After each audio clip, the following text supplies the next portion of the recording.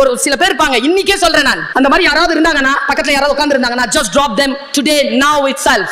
Negative ஃபோர்ஸோட இருப்பாங்க அவங்க. நெகட்டிவ் ஃபோர்ஸோட உன்னுடைய மைண்ட்ல யாராவது இன்ஃப்ளூயன்ஸ் பண்ணாங்கன்னா just drop them.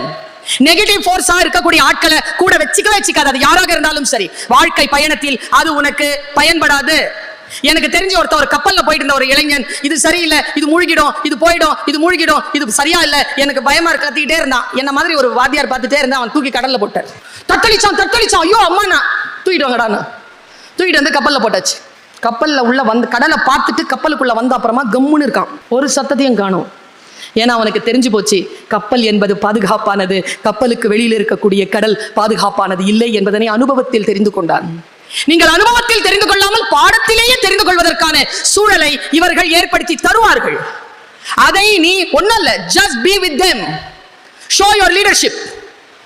NCC-க்கு போ, NSS-க்கு போ, கல்ச்சரல்ஸ்ல இரு, கேம்ஸ்ல இரு, எல்லாமாக சேர்த்து தான் உன்னை உருவாக்குமே தவிர உன்னுடைய வெறும் சப்ஜெக்ட் உன்னை உருவாக்கிறது. முக்கியமான ஒரு விஷயம், காலேஜ் பத்தி ஒரு விஷயத்தை சொல்லித்தர, காலேஜ் ஸ்கூல் கிடையாது. இந்த காலேஜ் எவ்வளவு பெருசுங்கிறது நமக்கு தெரியாது, நீ எக்ஸ்ப்ளோர் பண்ணு. சில காமர்ஸ் ஸ்டூடெண்ட்ஸ் இருப்பாங்க, அவங்க கிட்ட தேர்ட் இயர்ல கேட்டு பாரு, கம்ப்யூட்டர் சயின்ஸ் டிபார்ட்மெண்ட் எப்படி போகணும்னு தெரியாது.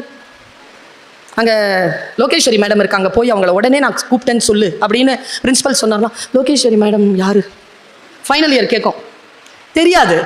சில ஸ்டூடெண்ட்ஸ் இருக்காங்க, தான் கிளாஸ்ல படிக்கிறவங்களோட பேரே தெரியாது.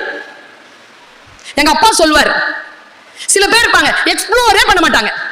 நீ கேன்டீனுக்கு போறேன்னு சொல்ல, உட்காந்து சொல்லும் அந்த புளி முட்டை, எனக்கு ஒரு 2 இட்லி கொண்டு வந்துறேன். ஏந்திரிச்சு போய, கிரவுண்டை யூஸ் பண்ணு, நூலகத்தை யூஸ் பண்ணு, ஸ்டாஃப் ரூம் போய் பாரு, லெபார்டரிஸ் போய் பாரு, இந்த கேம்பஸ்ல என்னென்ன இருக்கோ எல்லாத்துக்கும் சேர்த்து தான் ஃபீஸ் கட்டுற. எங்கெங்கேயும் இருக்கிறது நாலேஜ். அந்த நாலேஜை எப்படி எடுத்துக்கொள்வது என்பதிலே நீ கவனமாக இருக்க வேண்டும் என்பதற்காகத்தான் இதை சொல்கிறேன். கவனத்தோடு இரு, தகுதியோடு இரு.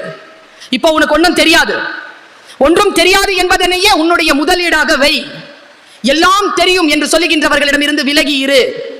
வாழ்க்கை உனக்கு பாடத்தை சொல்லித்தரும். நான் வாழ்க்கையில கற்றுக்கொண்ட உன்னதமான ஒரு பாடத்தை உனக்கு சொல்லிட்டு போறேன்.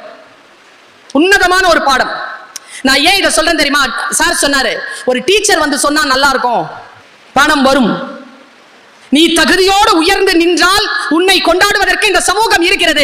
நீ வந்து இவங்க குஹப்பிரியா சொன்னாங்க, TCS வருது, இங்க வந்து HCL வருது, எல்லாரும் வராங்க கேம்பஸ்க்கு வருவாங்க. உன்னை அவர்கள் எடுப்பார்கள். உன்னை வேலைக்கு எடுத்து per annum 5 lakhs, per annum 6 lakhs நான் உனக்கு தரேன்னு சொன்னா அவங்க பார்க்கிறது நீ அவங்க கம்பெனிக்கு என்ன தருவ, என்ன நாலேஜ் உங்ககிட்ட இருக்கு, அந்த நாலேஜ் அதிகப்படுத்திக்கோ. நீ பர்சனலான பிரிஜுடிசியான விஷயங்களை கீழே போட்டுட்டு, கற்பதற்கு வெட்கம் ஒரு தடையாக இல்லை, கற்பதற்கு அவமானம் ஒரு தடை இல்லை, கற்பதற்கு பொருளாதாரம் வறுமை ஒரு தடை இல்லை என்று நினைத்துக் கொண்டு எழுந்து நின்று படி, கத்துக்கோ, எக்ஸ்ப்ளோர் பண்ண. ஒவ்வொரு நாளும் இந்த கல்லூரியில் 3 ஆண்டுகள் இருக்க போகிறாயா, 3 ஆண்டுகளையும் எக்ஸ்ப்ளோர் பண்ண. நான் சொல்றேன், இந்த உலகம் காம்படிட்டிவான உலகம். உன்னுடைய காம்படிஷன் உன் கிளாஸ்ல கிடையாது. நான் எப்பவுமே குழந்தைகளை, ஐயா சொன்னார், பெண்ணா இருந்து பேசுறது கஷ்டம், பெண் பேச்சாளர் என்று பெயர் வாங்குவது கஷ்டம் சொன்னீங்களா இல்லையா? ரொம்ப கஷ்டங்க. ஒரு ஆண் பேச்சாளராக இருப்பதற்கு ஒரு பெண் பேச்சாளராக இருப்பதற்கும் பெரிய கஷ்டம். புலம் பெயர்ந்து வரதே கஷ்டம். இன்னைக்கு எனக்கு காலேஜ் ஒர்க்கிங் டே, நான் அங்க மேனேஜ் பண்ணிக்கிட்டே இருக்கேன். இப்ப கூட மேடையில் உட்காந்துட்டு போன் எடுத்து பண்ணிக்கிட்டே இருந்தேன். பர்சனல் கால் கிடையாது, அபிஷியல் கால். கார்ல வரும்போது பர்சனல் கால் எல்லாத்தையும் முடிச்சேன். லேடியா இருந்து வர்றதுங்கிறது பெரும் கஷ்டம். பல நேரங்கள்ல பேசிட்டு போயிட்டு வாட்ச் கூட கட்ட முடியாதுங்க, ட்ரெஸ் கூட மாத்த முடியாது. அப்படியே கிச்சனுக்கு போய் அப்படியே டின்னர் ரெடி பண்ணி எல்லாருக்கும் டேபிள்ல வச்சுட்டு தான் குளிக்கிறதுக்கு போக வேண்டி வரும். அதை நான் சர்வ் பண்ணலன்னா இங்க வந்து உங்ககிட்ட நான் பேச முடியாது. இந்த பிரச்சனைகள் எல்லாம் உண்டு. உடலியல் ரீதியான, உளவியல் ரீதியான, உயிரியல் ரீதியான பல பிரச்சனைகள் உண்டு. எல்லாவற்றையும் கடந்துதான் சில பேர் சாதித்துக் கொண்டிருக்கிறோம். எல்லாம் அப்படியே கேக் வாக்ல யாருக்குமே கிடைக்காது. First learn. இன்னொரு விஷயம் சொல்றேன் குழந்தைகளை, நான் பேசுறது உங்களுக்கு புரியுதா? Learn to learn, learn to unlearn. ஏற்கனவே இருப்பதை எல்லாம் மறந்துவிட்டு புதிதாக கற்றுக்கொள். எப்படி கற்றுக்கொள்வது என்று கற்றுக்கொள். சாதாரணமான விஷயம் இல்லை நான் பேசுறதெல்லாம், மிக ஆழமான விஷயங்களை உனக்கு நான் சொல்லிக் கொண்டிருக்கிறேன். என் வாழ்க்கையிலேயே யாருங்க ஜெயிப்பா, யார் வெற்றி பெறுவார்கள், எனக்கு முன்னால சொன்னாங்க யார் ஜெயிப்பாங்க அப்படிங்கிறதுக்கு நான் அப்படி ஜெனரலா சொல்லிட்டு போறேன். உனக்கு புரியுதான்னு பாரு. பல இடங்களில் நான் சொல்லியிருக்கேன், நீ சின்ன பிள்ளையா இருக்கிற, பின்னால் இருக்கிறவங்க எல்லாம் என் பேச்சை கேட்டிருப்பார்கள், மேடையில் இருக்கின்றவர்கள் கேட்டிருப்பார்கள், நீ கேட்டிருக்க வாய்ப்பில்லை. நான் இது வரைக்கும் 532 பிரைஸ் வாங்கியிருக்கேன் உன்னுடைய வயசு வரைக்கும். 532. அதுல 180ங்கிறது ஸ்போர்ட்ஸ், மீதி எல்லாம் வந்து பேச்சு போட்டி, கட்டுரை போட்டி, ஓவிய போட்டி, டான்ஸ் போட்டி, இதுலலாம் 532 என்னுடைய பிரைஸ். அப்படி எங்க அம்மா ஒரு ஆல்பம் பண்ணி கொடுத்துருக்காங்க. ஒரு விஷயம் நான் சொல்றேன், 532ல ஒரு 200 வந்து நான் பேச்சு போட்டியில வாங்கியிருப்பேன். அந்த 200 பிரைஸ் வாங்குறதுக்காக நான் ஒரு 1500 பேச்சு போட்டிகள் எல்லாவது கலந்துட்டு இருந்திருப்பேன். என்னை இங்க நிறுத்தினது அந்த 200 போட்டிகள் அல்ல, 1500 போட்டிகள். I have participated in 1500 competitions. அந்த காம்படிஷன் தான் என்னை இங்க ஜெயிக்க வச்சது.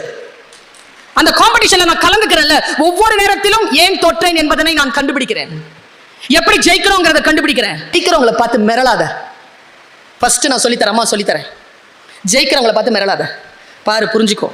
அவனாலேயே முடியுதுன்னா உன்னால முடியாதா? உன்னால முடியாதுன்னு சொல்றவனா எவனோ ஒருத்தன் செஞ்சுட்டு தானே இருக்கான். உன்னால முடியாதுன்னா எவனாலையும் முடியாது. எவனாலே முடியலனா உன்னால மட்டுமே முடியும். கான்ஃபிடன்ஸ். இந்த கான்ஃபிடன்ஸோட வா. முதல்ல காம்படிஷனை குறைக்கணும்னா உன்னுடைய தன்னம்பிக்கை முதல்ல தூக்கி நிறுத்து. என்னால் முடியும். அவனால் முடிகிறது என்றால் என்னால் ஏன் முடியாது? அவன் உழைக்கிறான் என்றால் அவனுக்கு மேல் என்னால் உழைத்து விட முடியும் என்கின்ற அந்த கவனத்தோடு நீ வா. நான் இந்த விஷயத்தை நான் சொல்ல போறேன் உனக்கு. இது உனக்கு எப்படி புரிகிறது எனக்கு தெரியல. நான் பிரார்த்திக்கிறேன். இந்த மூங்கில் காட்டில் எந்த மூங்கில் புல்லாங்குழல். நான் ஏன் இந்த காலேஜ்க்கெல்லாம் நான் பேசுறதுக்கு ஏன் வரேன் தெரியுமா சார்? பெற்ற தாய் ஆணை சொல்கிறேன். நான் இறைவன் மீது ஆணையாக சொல்றேன். ஏன் தெரியுமா உங்களை சந்திக்கிறேனா? உங்களை மாதிரி தொடர்ந்து இளைஞர்களை சந்தித்துக் கொண்டே இருக்கிறேன். ஏன் தெரியுமா? ஒரு 5 வருஷத்துக்கு அப்புறமா, ஒரு 10 வருஷத்துக்கு அப்புறமா உன்னில் யாரேனும் ஒருவரை நான் ஆஸ்திரேலியாவிலேயோ, கனடாவிலேயோ, அமெரிக்காவிலேயோ சந்தித்து விட மாட்டேனா? மேம், இன்னைக்கு நைட் எப்போ மேம் உங்களுக்கு ஃப்ளைட்? நான் ட்ரைவ் பண்ணி உங்களை நான் ஏரோட்ராம் விட்டுருட்டோமா மேம்? கேட்டுற மாட்டியா? என்னை வந்து சந்திச்சிட மாட்டியா? அந்த பேராசையில தான் வரேன். நல்லா தெரிஞ்சுக்கோ. இப்பவே இந்த ரத்தத்துல, இந்த நரம்புக்குள்ள ஒரு தன்மானத்தை, ஒரு வைராக்கியத்தை உள்ள எடு. என்ன வைராக்கியம்? எங்கேயோ ஒரு பேப்பர் இருக்கு, ஒரு ஃபைல் இருக்கு, எங்கேயோ ஒரு பென் இருக்கு, கிரீன் பென் இருக்கு. உனக்கு ஒரு விஷயம் தெரியுமா? நான் பென்சில்ல தான் ஆரம்பிச்சேன் என் வாழ்க்கையை. இன்னைக்கு என்கிட்ட கிரீன் பென் இருக்கு. நான் கிரீன் பென்ல தான் சைன் பண்றேன். இன்னும் நான் உனக்கு சொல்றேன், இன்னொரு 5 வருஷத்துல என்னுடைய கிரீன் பென்ல இருக்கக்கூடிய கிரீன் இங்கினுடைய அதிகாரம் உயரும். நான் இன்னும் உனக்கு 5 வருஷம் டைம் தரேன். சரி, ஓகே, 7 இயர்ஸ் டைம் தரேன். வா, நானும் நீ எங்கேயாவது சந்திப்போம். உன் கையில ஃபைல் இருக்குதா? என் கையில பென் இருக்குதா? இல்ல என் கையில ஃபைல் இருந்து உன் கையில பென் இருக்குதா? நீ கேபினை திறந்துக்கிட்டு என்கிட்ட வந்து சைன் வாங்க போறியா? இல்ல நான் கேபின் எக்ஸ்கியூஸ் மீன்னு சொல்லிட்டு திறந்து வந்து உன்கிட்ட சைன் வாங்க போறேனா? டீச்சர்ல ஆசீர்வதிக்கிறேன் உன்னை. என் கையில ஃபைல் இருக்கட்டும், உன் கையில கிரீன் பென் இருக்கட்டும். கிரீன் பென்னை கையில எடு. அதை எடுப்பதற்காக இந்த 3 ஆண்டுகளை பயன்படுத்து. ஏன்? எப்படி பயன்படுத்துவது? இந்த வாழ்க்கை எப்படி பயன்படுத்துவது? நீ ஸ்டே அலர்ட். துக்கிக்காத. லேர்ன். கீழே விழுந்தாலும் இப்படி நடந்தா கீழே விழுவோம் என்பதை லேர்ன் பண்ணு. யாரை கடந்து போனாலும் ஜஸ்ட் லேர்ன் பண்ணு. உன்னுடைய வாழ்க்கை நீ சந்திக்கின்ற பொழுது எப்படி அதை சந்திக்கணும், யார் ஜெயிப்பாங்க யார் தோப்பாங்கிறத சொல்றேன். நான் யார் ஜெயிப்பாங்க தெரியுமா? எனக்கு இந்த கதை வந்து சேர்கின்ற பொழுது நான் ரொம்ப சின்ன பிள்ளை. என்னுடைய கான்ஃபிடன்ஸ் லெவல்லாம் நீ பார்த்தனா ரொம்ப ஹை லெவல்ல இருக்கும். நாலேஜ் குறைவு தான். கான்ஃபிடன்ட் லெவல்ல பார்க்க நாலேஜ் குறைவு தான். கான்ஃபிடன்ட் லெவல்ல தான் நாலேஜ் வளர்த்துக்கிட்டேன். நான் கான்ஃபிடன்ட் லெவல்ல ஹைல வச்சுட்டு நாலேஜ் வளர்த்துக்கோ. எப்படி நாலேஜ் வளர்த்துக்கிட்டு அந்த கான்ஃபிடன்ட் லெவல்ல இருந்து ஒரு விஷயத்தை டார்கெட் பண்ணணும்ங்கறத சொல்றேன். உனக்கு மகாபாரதம் தெரியுமா? தெரியாதா? பஞ்சபாண்டவர்கள் தெரியுமா? சொல்லு பாப்போம். சொல்லு. ஃபர்ஸ்டே தெரியலையா? தர்மன், ஓகேவா? செகண்ட் அவனை தெரியும், பொம்பளைங்களுக்கு அவனை தெரியும். பீமன். ஏன் பெண்களுக்கு பீமனை தெரியுமா madam? Is a protector. So you all women know who is Bhima. Bheeman. 3வது அர்ஜுனா. 4வது நான் எப்பவுமே போறது டீச்சர்ஸே குழம்பிப்பாங்க. ராமாயணத்துல சத்ருகுணம் கொண்டு வந்து நிறுத்திடுவாங்க. அது ராமாயணம் மேடம். நகுலன். 4 பேரா? மொத்தம் 5 பேர். இதுல 5க்கு ஒரு மனைவி. அவ பேரு பாஞ்சாலி, திரௌபதி. ஒரே ஒரு காட்சி மட்டும் சொல்றேன், கத்துக்கோ. எவ்வளவு விஷயம் இருக்கு தெரியுமா கத்துக்கிறதுக்கு? பாஞ்சாலிக்கு விக்குது காடு அப்படிங்கிறா. நகுலன் தான் பதறான். பாஞ்சாலிக்கு தாகம், இதோ நான் தண்ணி கொண்டு வரேன்னு ஓடிட்டான்.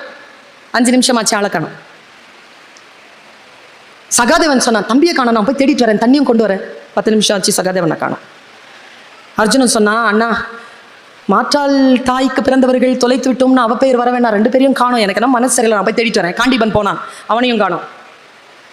அடுத்து பீமன் சொன்னா, திரௌபதியை பத்திரமாக பார்த்துக்கொள் தர்மா, நான் போய் 3 பேரையும் அழைத்து கொண்டு தண்ணீர் கொண்டு வருகிறேன். அவன் போனான், 10 நிமிஷமாச்சு ஆளை காணோம். இப்போ திரௌபதிக்கு விக்கல் நிக்கல. திரௌபதி சொல்றா, தர்மரே உங்களுக்கு வேலை செய்து பழக்கமில்லை, நீங்கள் போய் தண்ணீர் கொண்டு வர மாட்டீர்கள், நான் போய் தண்ணீர் குடித்து விட்டு இந்த 4 பேரையும் அழைத்து வரட்டுமா? தர்மனுக்கு கோவம் வந்துருச்சு. உன்னாலதான் எல்லா பிரச்சனையும், தொண்டை கட்டுது, தொண்டை வைக்குதுன்ட்டு. உன்னை தொலைச்சிட்டேன்னா பீமனுக்கு யார் பதில் சொல்றது? நீ நில்லு, நான் போய் கூட்டிட்டு வரேன் அவங்க 4 பேரையும் அப்படின்னு தர்மன் போறான். இப்ப கேமரா தர்மன் பின்னால போகணும், இவங்களை விட்டுறணும். இது வரைக்கும் கேமரா இங்க இருந்துச்சு. என் கிளாஸ்ல யாரும் ஃபெயில் ஆக மாட்டாங்கன்னா இப்படி நடத்துவேன் நான் கிளாஸ். கேமரா போகுது, தர்மன் போனா 4 நிமிஷத்துல குளம் இருக்குப்பா. உனக்கும் கிடைக்கும் இந்த கல்லூரியில் அப்படிப்பட்ட குளங்கள். நீயும் தர்மன் தான். எப்படி முடிவு செய்வதுன்னு தெரியாது. நேரா வரான் தர்மன், அந்த குளம் இருக்கு, குளத்துக்கிட்ட அப்படி பாக்குறான், குளம் அப்படி நிக்குது, தழும்பி நிக்குது தண்ணி. அடப்பாவி, இதோ இருக்குது தண்ணி, இந்த பயல்களை காணுமே எங்க? சரி, திரௌபதிக்கு விக்கிக்கிட்டே இருக்கு, அவளுக்கு போய் தண்ணி கொடுத்துட்டு அப்புறமா இந்த பயல்களை தேடுவோம் அப்படின்ட்டு உட்கார்றான். கீழே உட்காரும் பொழுது அந்த தண்ணி இருக்குல்ல, அதனுடைய ஸ்டேட்டஸ் இவனுக்கு ஒப்பா இல்லை. என்னமோ ஒண்ணு தெரியுது அதுல, இட் இஸ் நாட் ரைட் அப்படிங்கிற மாதிரி தெரியுது. இப்படி பார்த்துட்டு இருக்கு தண்ணி. அவனை ஏன் இப்படி அசையாம இருக்கு? தண்ணினா கொஞ்சம் சலசலக்கணும்ல. உண்மையா சொன்னா அது குளம் இல்லை, மாயக்குளம். அதை அப்படி தண்ணி மாதிரி ஆக்கி வச்சுட்டு ஒரு மரம் இருக்கு, அந்த மரத்துல ஒரு யக்ஷன் ஒருத்தன் உட்காந்துருக்கான் என்ன மாதிரி. அவன் வேலை என்ன தெரியுமா? யாராவது தண்ணி குடிக்க வந்தாங்கன்னா அவங்க கிட்ட கொஸ்டின் பேப்பரை நீட்டுவான். பதில் சொன்னா தண்ணி கொடுப்பான், பதில் சொல்லலைன்னா மயக்கம் அடைய வச்சு மரத்துல தொங்க விட்டுருவான், யாருக்கும் தெரியாம. பசிக்கும் போது சாப்பிடுவான். நம்ம 4 பேரும் அங்க தொங்க விட்டுருக்கான். பார்க்கறான், தண்ணி எடுக்கிறதுக்கு யோசிச்சுட்டு இருக்கிற அந்த தர்மனுக்கு கொஸ்டின் பேப்பர் போடுறான் மேலேருந்து. என்ன கொஸ்டின் பேப்பர் தெரியுமா? ஒரு இலை இப்படி வருது, இலை சத்தத்துல வருது, தங்குன்னு விழுது, கல்லு மாதிரி. தண்ணியில பாதி தரையில பாதி விழுது. என்னடா இதுன்னு பார்க்கறான். நீ நினைச்சு பாரு, நமக்கு எக்ஸாமினேஷன் அப்படிதான் நடக்குது. என்னமோ தெரியாத ஒரு தண்ணி குளத்துல உட்காந்துட்டோம். ஆனா குளத்துல இருக்கிற தண்ணி சரியில்லைன்னு தெரியுது. நேரா கல்லு மாதிரி ஒரு இலை விழுது. பார்த்துக்கிட்டே இருக்கும்போது தண்ணியில இருக்கிற இலை சிவப்பாகுது, தரையில இருக்கிற இலை மஞ்சள் ஆகுது. என்னடா இது? பார்த்துக்கிட்டே இருக்கிற விழுற கொஸ்டின் பேப்பர் கலர் மாறுது. கலர் மாறிட்டு பார்த்துட்டே இருக்கும்போது தண்ணியில இருக்கிற சிவப்பு பகுதி மீன் ஆயிடுச்சு, தரையில இருக்கிற எல்லோ பகுதி குருவி ஆயிடுச்சு. பார்த்துட்டே இருக்கும்போது 2 சண்டை போடுது, சத்தம். சைலண்டா இருக்கிற இடத்துல 2 சண்டை போட்டு தண்ணியில இருக்கிற மீன் தரையில இருக்கிற குருவியை தண்ணிக்கு இழுக்குது, தண்ணியில இருக்கிற மீனை தரையில இருக்கிற குருவி தரைக்கு இழுக்குது. 2 சண்டை போட்டுட்டே இருக்கும்போது மேலிருந்து கொஸ்டின் ஓரலா கேட்கப்படுது. தர்மா சொல், எது வாழும்? பதில் சொன்னா தண்ணி, பதில் சொல்லனா மயக்கம் அடிச்சு இவனும் போயிடுவான். என்ன பண்றதுன்னு யோசிச்சுட்டே இருந்த தர்மன் சொன்னான், சூப்பரான பதில் சொன்னான். அவன் சொன்ன பதிலுக்கு 4 பேர் உயிரோடு திரும்பினார்கள். 5 பேர் அல்ல, திரௌபதியையும் சேர்த்து 6 பேருக்கு தண்ணீர் கிடைத்து அடுத்த எத்தனை ஆண்டுகள் காட்டிலே அலைந்தாலும் உங்கள் உயிர் போகும் தாகம் உங்களுக்கு வராது என்கின்ற வரத்தையும் யக்ஷன் கொடுத்தான் என்று அந்த கதை சொல்கிறது. அவன் தந்த பதில் என்ன தெரியுமா? கேட்கப்பட்ட கேள்வி எது வாழும், சொல்லப்பட்ட பதில் தக்கது வாழும், தகாதது வீழும். எது தகுதியானதோ அது வாழும், எதற்கு வாழ்வதற்கு தகுதி இல்லையோ அது விழுந்து போகும். என் குழந்தைகளே, நீங்கள் தகுதி படைத்தவர்கள் என்று இந்த உலகத்திற்கு காட்டுவதற்கான சூழல் இதோ இந்த 3 வருடம். என்ன செய்ய தெரியுமா? நீங்க மீனா குருவியான்னு எனக்கு தெரியாது. ஒருவேளை நீங்க மீனா இருந்தீங்கன்னா உங்கள் பலவீன பகுதியான குருவியை இழுத்துக்கொண்டு குளத்திற்குள் போங்கள். ஒருவேளை நீங்கள் குருவியாக இருந்தால் உங்களை இழுக்கின்ற பலவீனமான அந்த மீனை இழுத்துக்கொண்டு வானத்திற்கு போங்கள். எதை ஜெயிக்குமோ தோற்றது மற்றதற்கு உணவாகும். பல நேரங்களில் நான் என் பலவீனங்களை வென்றிருக்கிறேன் குழந்தைகளை.